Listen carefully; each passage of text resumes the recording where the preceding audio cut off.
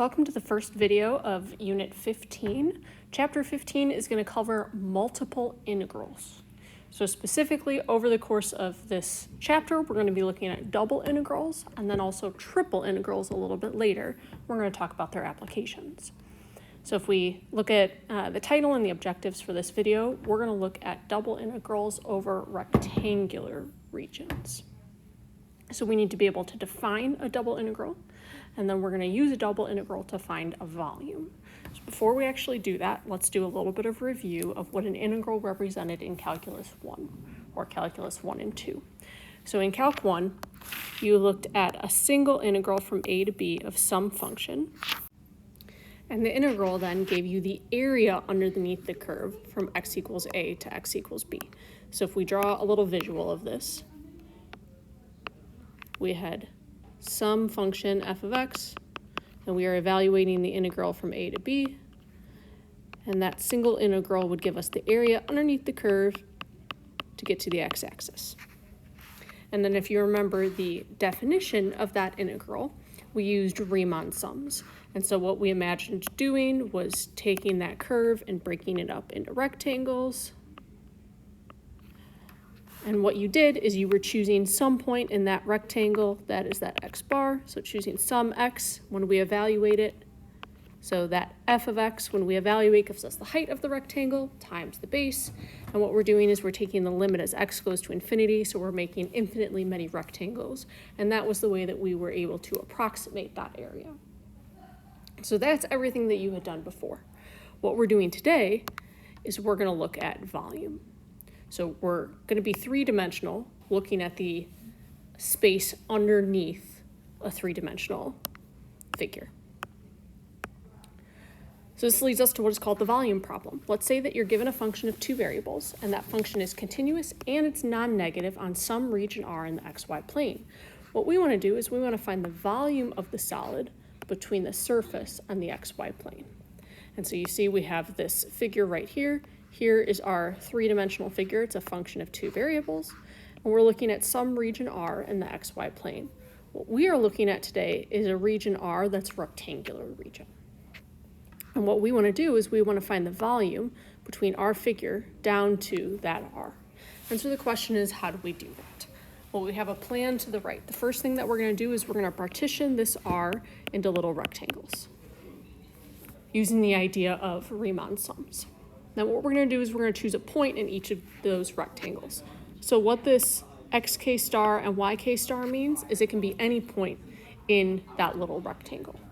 So it might be the lower left point, the upper right point, it might be somewhere in the middle, but we can choose any point that we want. And what we're going to do is we're going to map that point up to z and form what is called a parallelepiped. And so you're going to see a few visuals down below. So here is where we have all of our little rectangles. We're choosing some point in that rectangle, and we are putting it up onto our surface, forming what is called a parallelepiped.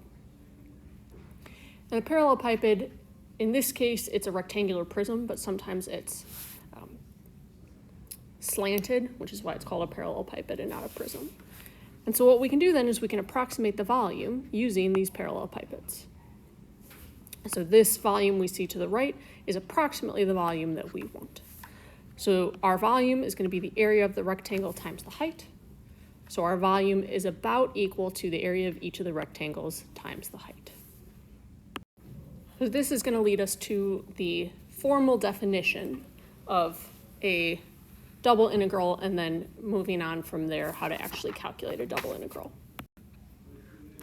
Okay, so from the previous page, the volume is about equal to the area of the rectangle times the height.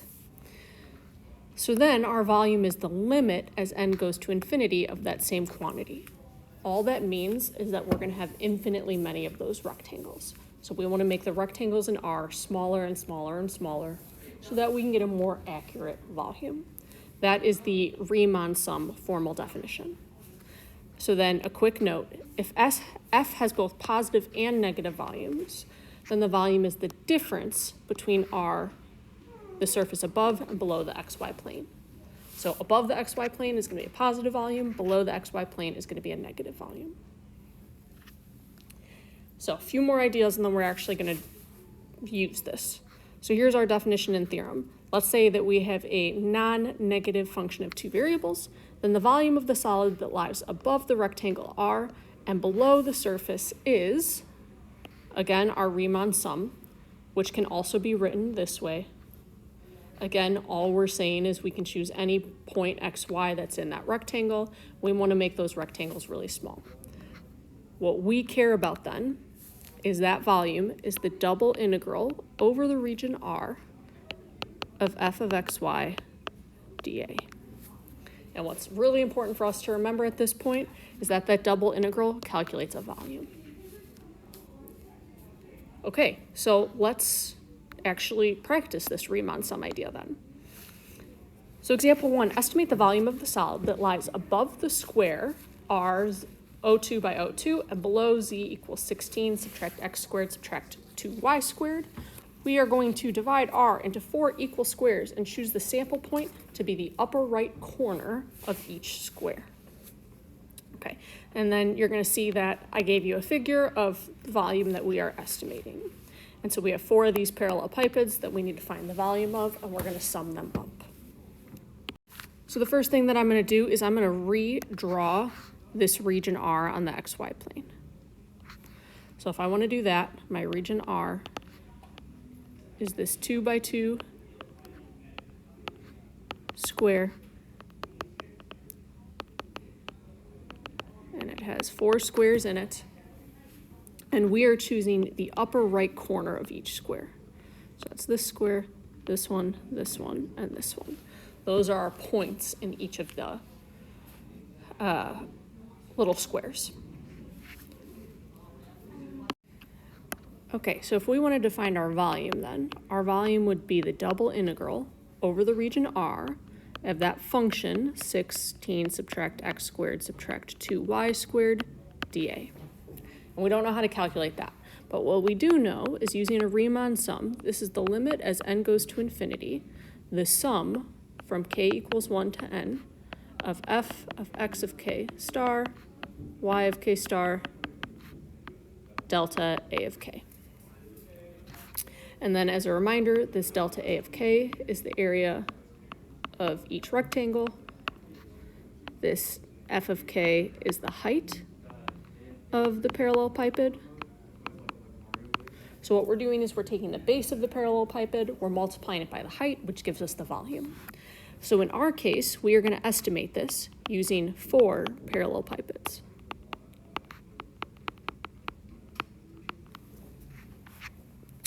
So our volume, the area of each rectangle down here we see is just 1, right? 1 times 1. So this is going to be 1 times our first point here is f of 1, 1. And then we have plus 1 multiplied by this point. So that is f of 2, 1. And then we're going to keep going for the last 2. So we get plus 1 multiplied by f of 1, 2. And then 1 multiplied by f of 2, 2. And again, what we're looking at is 1 is the area of the base. And then we're multiplying by the height of the parallelepiped. So this right here gives us the volume of the first parallelepiped, and then we have the other 3. So this then is 1 multiplied by f of 1, 1 is 13, f of 2, 1 is 10, f of 1, 2 is 7, and f of 2, 2 is 4. So ultimately then, we get the volume to be approximately 34 cubic units. I cannot stress enough that this is an estimate. So this is an estimate of the volume underneath that hyperbolic, or that paraboloid, the elliptic paraboloid. As we can see from the figure, we know that we're underestimating, but that is the general idea with volume. So we're going to do one more, and then we're going to look at how do we actually evaluate a double integral. So let's take a look at this next one. If r is xy such that x is between -1 and 1, and y is between -2 and 2, evaluate the double integral over the region R of the square root of 1 minus x squared dA. Okay, so first thing for us to remember is double integral with dA represents a volume. So since we don't know how to calculate a double integral yet, it's helpful for us to know that we're estimating a volume. So at this point, it might be helpful for us to draw a picture so we know exactly what we're looking at. This is going to be in 3 space. I know that x is between -1 and 1, and y is between -2 and 2. So this is our region R. Next thing that I want to ask myself is, does this represent? If I have z equals the square root of 1 minus x squared, what does that represent? Well, hopefully we recognize that this is half of a cylinder. Half of a cylinder. So if we sketch that in for ourselves, we get something like this that goes until 2, and it'll go to -2. Please forgive my poor drawing skills. Hopefully you see what I'm trying to get across. Half of a cylinder. So before we jump in and start drawing some Riemann rectangles and some parallelepipeds, we know how to find the volume of a cylinder. So the volume of a cylinder is pi r squared h. What we have, though, is half of a cylinder. So our volume is going to be 1/2 pi r squared h. In our case, the radius is 1. The height of this cylinder, if we put it on the side, is 4. So our double integral then, over the region R, just ends up being 2 pi. And this is not an estimate. This is the actual value of that double integral, because it's the volume of half of this cylinder. Okay, so like before when you did this in Calc 1, we obviously know that this is not the most efficient way to calculate these double integrals. We're not going to be looking at parallelepipeds. This was just to introduce us to the definition. So now that we understand that a double integral represents a volume, let's take a look at how do we actually calculate these double integrals so that we don't have to estimate them anymore. One last rule before we look at evaluating, and that's called the midpoint rule. Now this should be exactly what you think it is. That tells us that you're going to evaluate a double integral using Riemann sums with the midpoint of each rectangle or square. Okay, so finally, let's get into how do we evaluate these integrals, not estimating them using Riemann sums. So when we evaluate double integrals, we use what is called iterated integration. And you see an example down below. So we're evaluating a double integral of some function in terms of x and y, and this is telling us to evaluate first with respect to x and then with respect to y. And so what we do is we look just at this first integral from a to b and we evaluate with respect to x, then we do the outer integral with respect to y. This is just an example though. Instead of integrating dx dy, we could be integrating dy dx. This will make the most sense just by doing an example, so let's take a look at example 3. We are evaluating that given double integral of x squared y dy dx. So what we're going to do is we're going to focus just on this inner integral and we're going to integrate with respect to y. Then we will integrate with respect to x. So that outer integral I'm going to ignore for a minute. I'm going to integrate from 1 to 2 x squared y dy. Then eventually I'll go with x. Now for that inner integral, x squared is just a constant.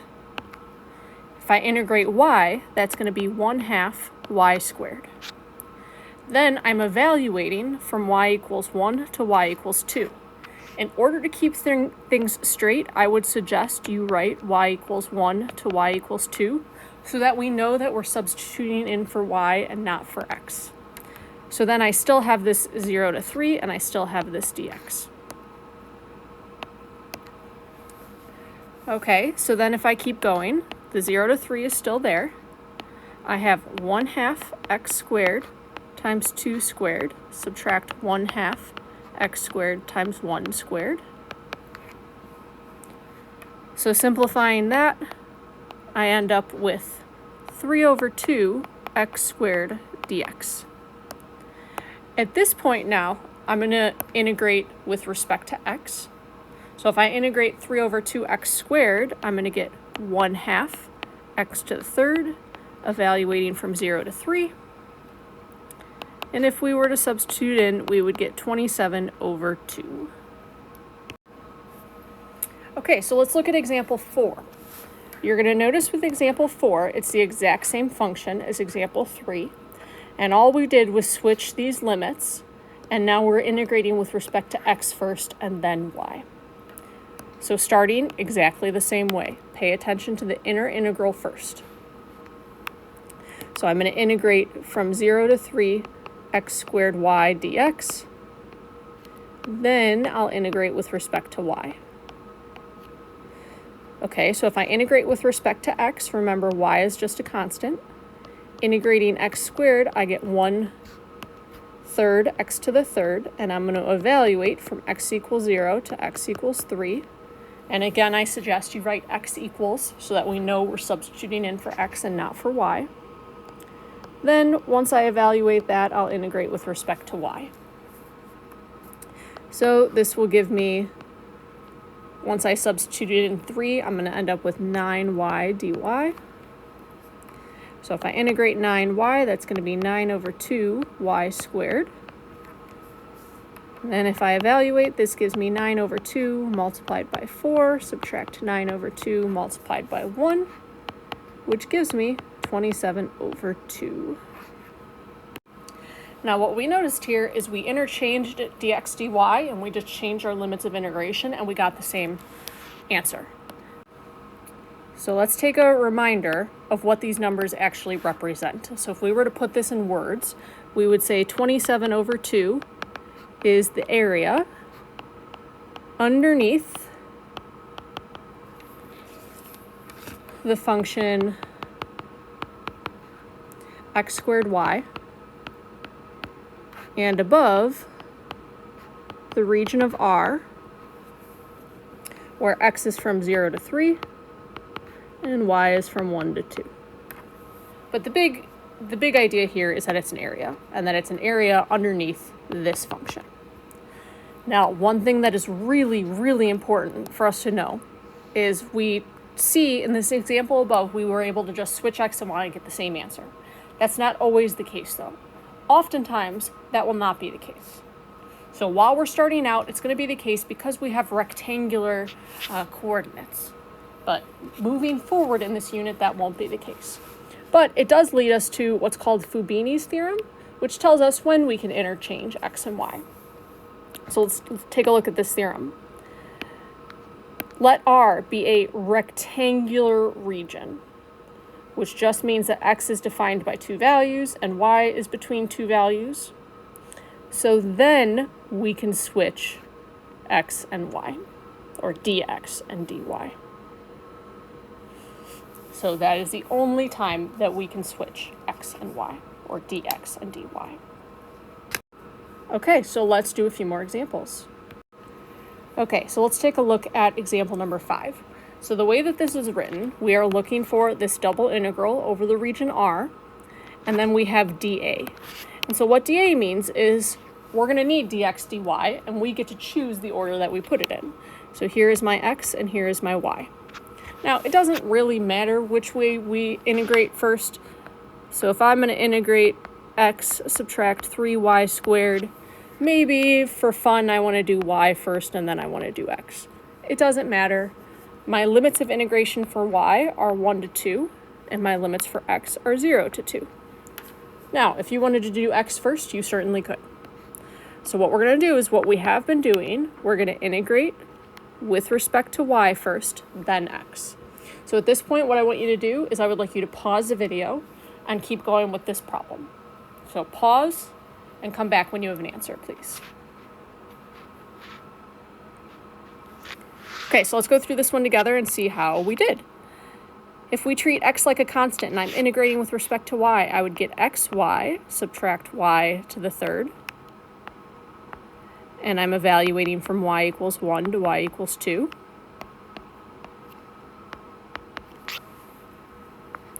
So then when I substitute in that y equals 2, I'm going to get 2x, subtract 8, subtract 1x, subtract 1, which simplifies to x, subtract 7. Now I'm integrating with respect to x, so I'm going to get 1/2 x squared subtract 7x from x equals 0 to x equals 2, which if you evaluate ends up being -12.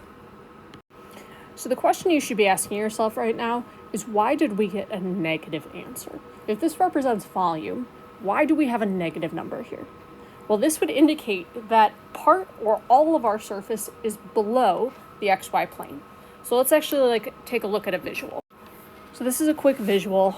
Our x is between 0 and 2, which is right here, and our y is between 1 and 2, which is right here.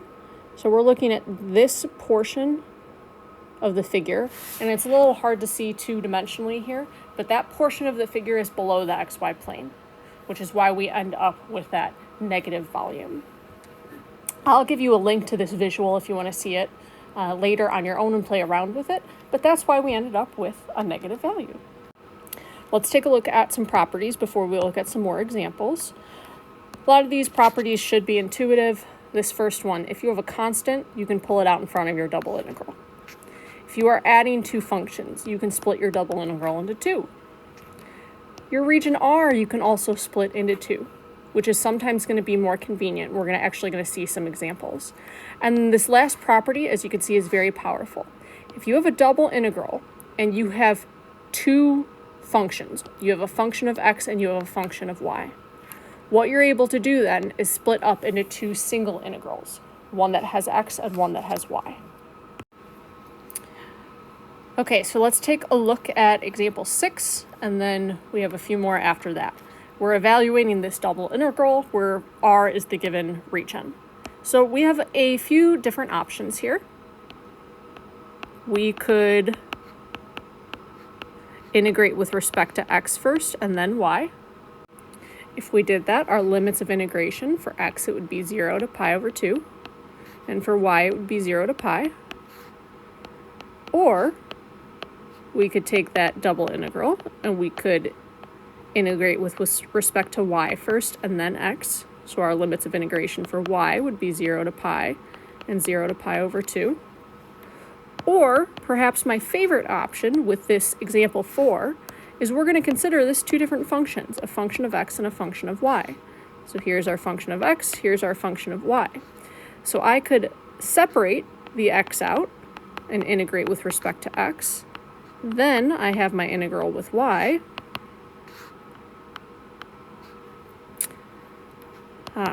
Keep missing something. Cosine of y dy. So my limits for x are 0 to pi over 2, and my limits for y are 0 to pi. So any of these three options will work. I'm going to continue with what is in blue. So if I integrate sine of x, I'm going to get cosine of x from 0 to pi over 2. If I integrate cosine of y, I'm going to get negative sine of y from 0 to pi. So then this will give me 0 subtract 1, and I'm multiplying by 0 subtract 0, or add 0 really. So I end up with a final answer of 0. Let's take a look at our last two examples. Example 7, find the volume of the solid that is bounded above by that function, f of xy, and below by r. So, like we looked at on the last problem, we have a few different options. One way I can calculate the volume is I can do a double integral of y sine of xy, and I can integrate with respect to x first and then y. If I integrate with respect to x, my bounds are 1 to 2. My bounds for y are 0 to pi.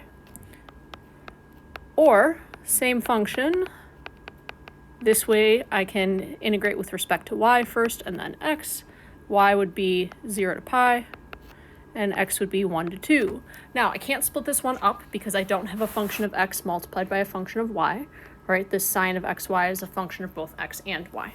So I need to figure out, is there a difference between the way I integrate? Is one easier than the other? Well, if we look at this double integral on the right, we have this y multiplied by sine of xy. It's going to be very hard for us to undo that product. So I'm just going to put a big old no there and say I don't want to do that integration. So instead, I'm going to start on the left, integrate with respect to x first and then y. Oh, really like this. Okay, so if I integrate with respect to x first, I'm going to end up with that y is a constant. And then if I undo the product rule, not product, chain rule from that xy, I'm going to get negative 1 over y cosine of xy, evaluating from x equals 1 to x equals 2. And then I will have to integrate with respect to y. So again, that negative 1 over y is just undoing the chain rule. So simplifying, I have the integral from 0 to pi of negative cosine of xy from x equals 1 to x equals 2 dy. So this then becomes the integral from 0 to pi of negative cosine of 2y, add cosine of y, dy. So integrating, I get negative 1/2 sine of 2y, add sine of y, evaluating from 0 to pi. And finally, once we evaluate, we get an answer of 0. And so we should be asking ourselves this: double integral is volume. Why would we get a volume equal to 0? Well, this would be a case where our function, this f of xy, it has an equal area above and below this region R, above and below the xy plane. Hence why those areas or those volumes are going to cancel out, giving us a volume of 0. Okay, and then last thing I want to talk about, we're just going to set this up, we're not actually going to solve it, is average value. So if I want to find the average value of the value of a function over some region R, here's what I'm going to do. I'm going to take the double integral of that function over the region R, and then I'm going to divide by the area of the region. So like I said, for this last example 8, we're just going to set it up, and then that'll be it. Find the average value of f of xy is equal to x squared y over R with those vertices. So first thing that I'm going to do is I'm going to sketch out R.